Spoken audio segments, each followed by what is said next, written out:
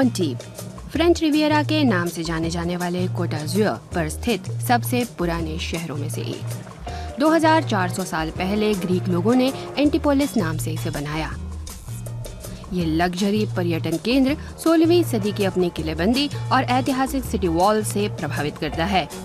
पुराने city centre में ही Picasso museum भी है। इसी मकान में सितंबर से नवंबर 1946 तक प्रसिद्ध स्पेनी कलाकार का स्टूडियो था।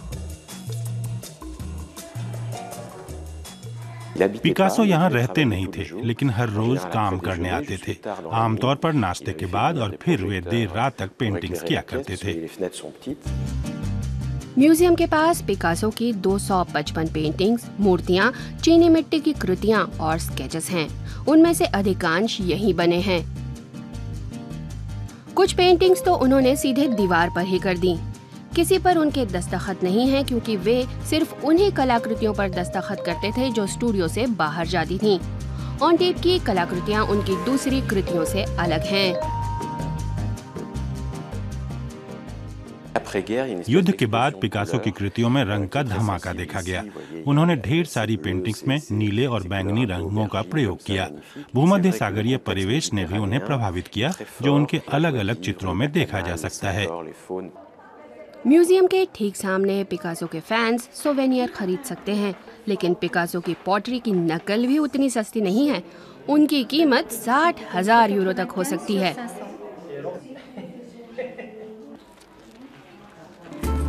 पिकासो के अलावा कई कलाकार कुछ समय ऑन्टीब में रहे। 20वीं सदी में यहाँ प्रसिद्ध अमेरिकी लेखक स्कॉट फिट्जगेराल्ड भी रहते थे।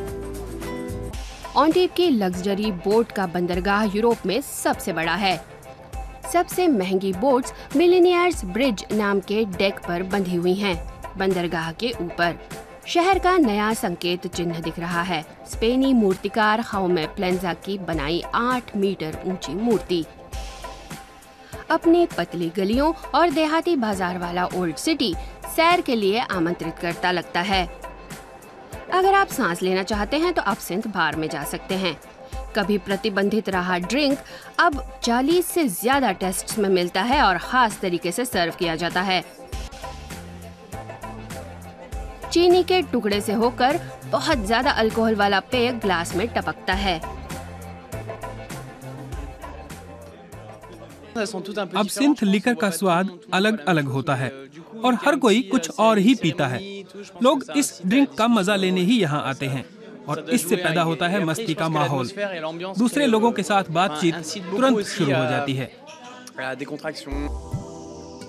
तनाव से मुक्ति पाने की जगह है 19वीं सदी में बना विला थ्यूरे का बोटेनिकल गार्डन। 35,000 वर्ग मीटर में लगभग 2,500 पेड़ पौधे लगे हैं, जिनमें से कई तो बहुत दुर्लभ पेड़ हैं। चिली का ये लुप्त होने के खतरे में पड़ा पेड़ 120 साल पुराना है और 3.5 मीटर मोटा है। आराम करने की अच्छी जगह शहर के बिल्कुल बीचों बीच, जहां साल के 300 दिन धूप खिली रहती है।